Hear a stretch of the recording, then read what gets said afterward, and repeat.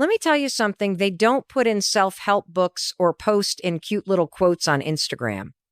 The moment you start growing, the moment you start breaking patterns, the moment you start walking in your purpose, people will start hating you, and not strangers, not random people on the internet, people you know, people who used to cheer you on, people who loved you as long as you stayed small. And when it happens, it stings. It confuses you. You start asking, did I do something wrong? Did I change? Why are they acting like I betrayed them just because I'm trying to do better? Let me be real with you. You didn't change. You evolved. And some people hate evolution, not because you're doing anything wrong, but because you're doing something they're too afraid to do. And the moment your growth reflects their stagnation, they get uncomfortable, resentful, jealous. And that's when the whispers start. Oh, she thinks she's better than us now. He's acting different. Who does she think she is? That's when the texts slow down. That's when the invites disappear. That's when they watch your stories but stop liking your posts. And you're left sitting there wondering why love suddenly turned into tension, why your shine feels like a sin in rooms that once celebrated you. But I'm here to tell you something that might just change your life. Their hate is not your problem. It's your confirmation. Confirmation that you are no longer who you used to be. And that scares people. You want to grow? You want to step into your greatness? Then get ready. Because growth is lonely. Evolution is misunderstood. And purpose comes with a price. But I promise you, on the other side of their hate, is your freedom. I'll never forget the first time I realized people were starting to hate me. Not enemies, friends, family, people who used to pour into me. It was during a season of transformation in my life. I had hit a wall. I was tired of settling, tired of shrinking, tired of living on autopilot while watching everyone else chase their dreams. So I made a decision. I was going to change. I started waking up early, reading books, saying no to things that didn't align with my purpose. I stopped partying every weekend. I stopped gossiping. I started building something real, something mine. At first, they were happy for me. They clapped when I started posting about my journey. They cheered when I got my first big break. But then it shifted. The text started sounding different. Don't forget where you came from.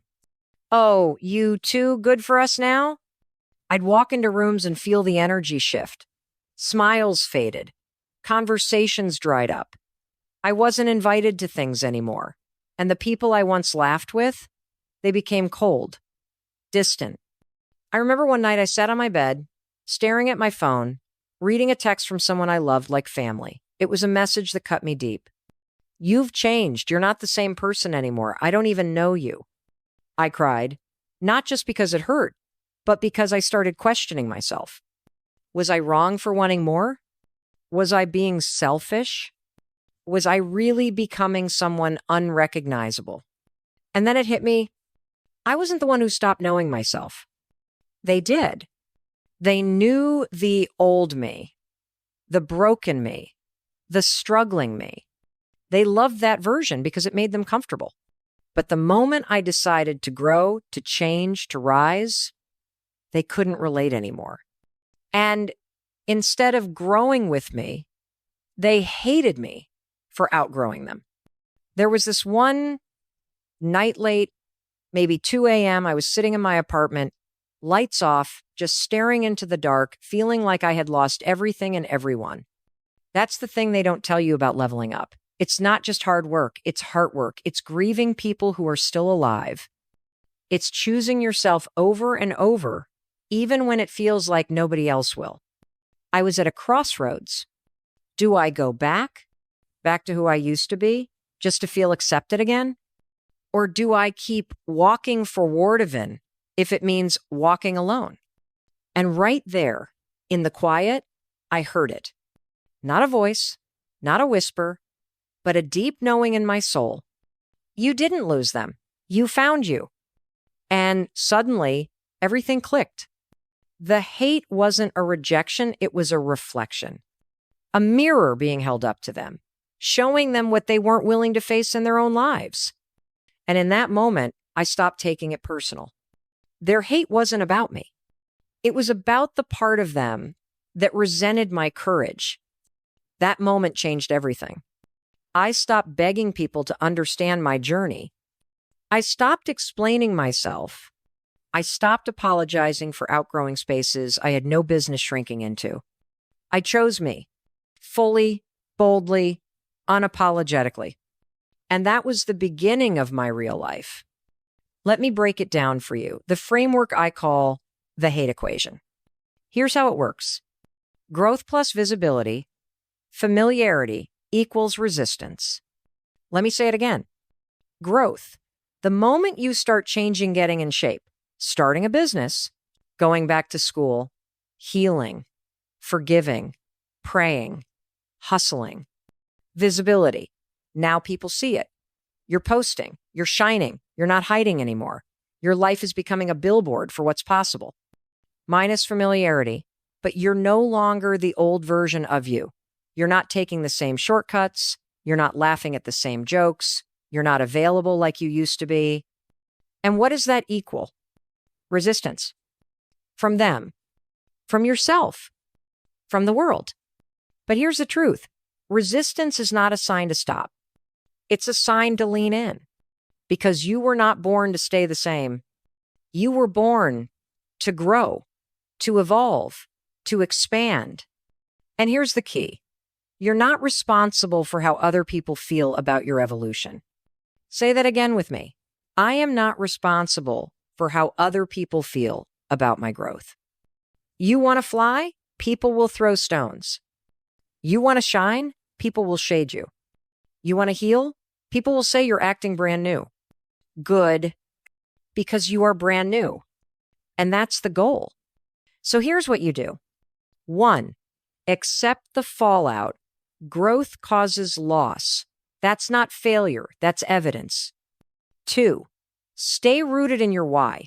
You didn't start this journey to get likes. You started because your soul was suffocating. 3, don't dim to make others comfortable. Their comfort is not your job. Your light is. 4, find your tribe. There are people who will celebrate you, support you, and grow with you. But you can't find them if you're stuck with those who resent you. Look around. Think about anyone who's done something meaningful, something powerful, something transformational. They've all faced hate. Oprah was told she was too emotional for television. She was fired. Steve Harvey slept in his car while people laughed at his comedy dreams. Lisa Nichols was on government assistance raising her son while people told her she was crazy for dreaming. Eric Thomas, homeless at 16. Now he's one of the most powerful voices in the world. Mel Robbins lost everything, had to rebuild from rock bottom and still showed up. And every single one of them hated, mocked, doubted, ignored until they weren't, until the world had no choice but to recognize their light. You're not alone in this. You're not crazy. You're not wrong for feeling the sting of it. But I promise you, you're in good company. If they're talking about you, if they're gossiping, if they're watching but not supporting, you're probably on the right path. Because people don't throw rocks at things that aren't shining. Now let's talk about that little voice inside you. You know the one I'm talking about. The one that doesn't shout, it whispers. It waits until you're alone, until you're tired, until you're most vulnerable. And then it starts, what if they're right? What if all the things they said about you, about how you're too much, too loud, too driven, too emotional, what if those words were true? What if you really have changed too much? What if the very people who used to celebrate you now resent you because deep down, you're not who you used to be? What if I end up alone? What if the growth you're stepping into leads you so far away from the people who once held your hand, there's no coming back? What if no one understands this version of you?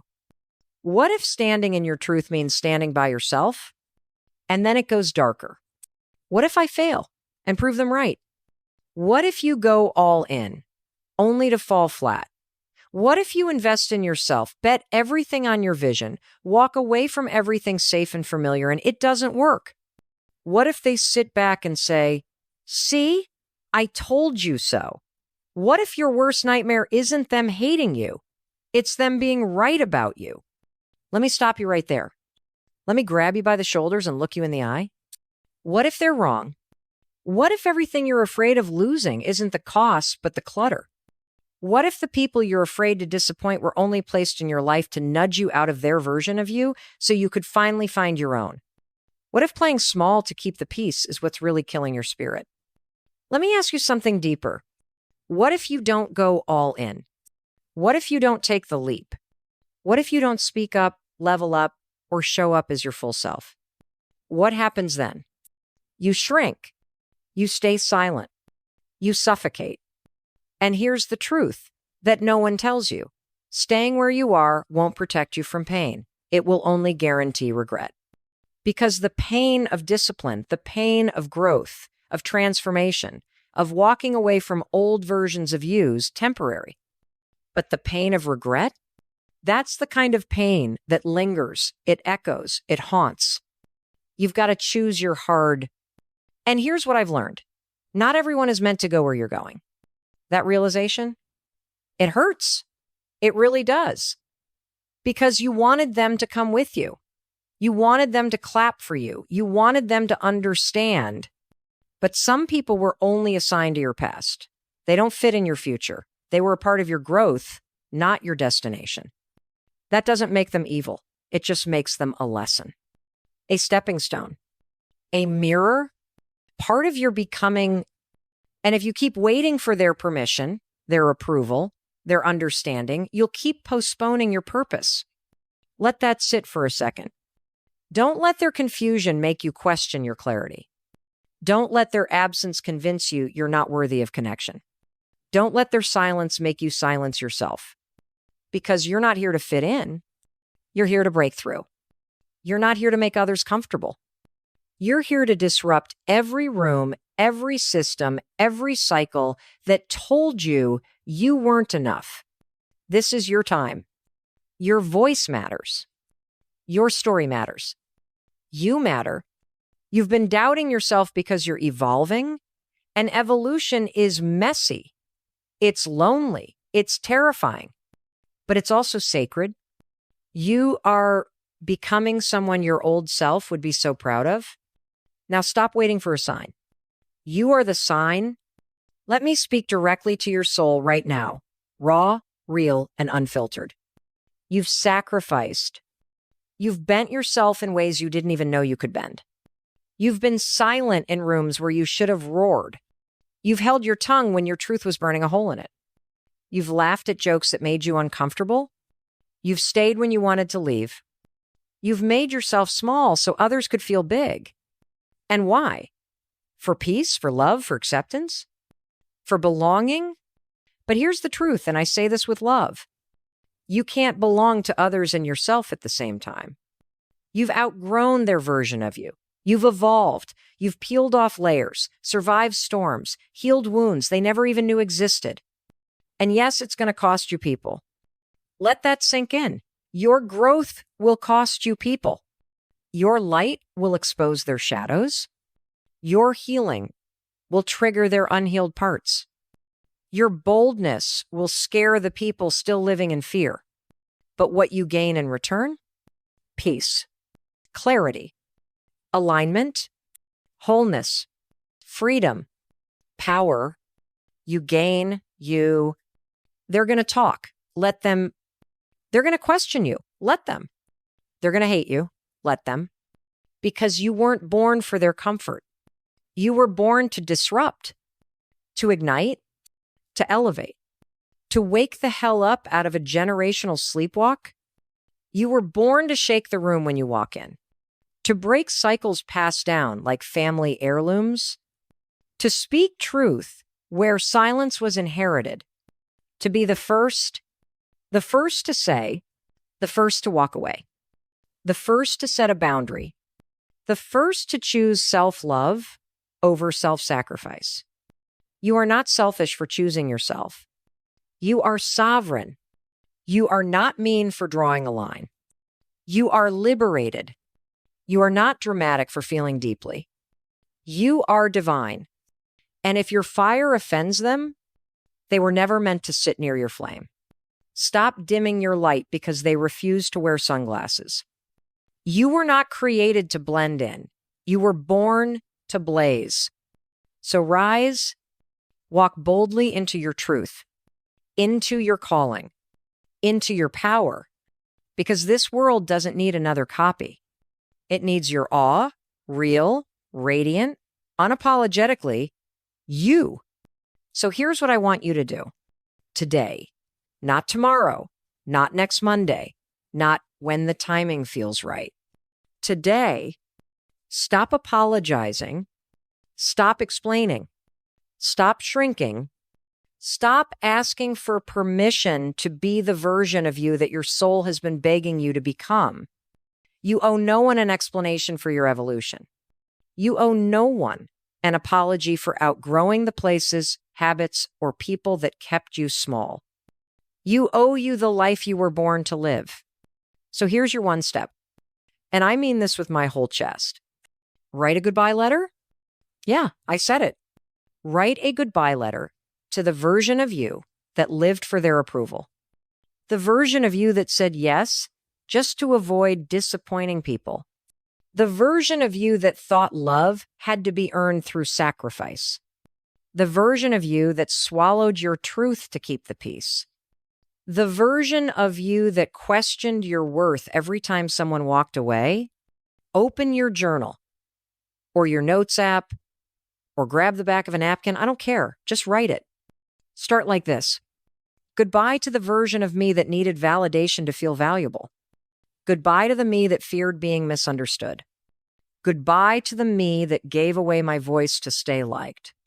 Goodbye to the me that forgot I was already enough.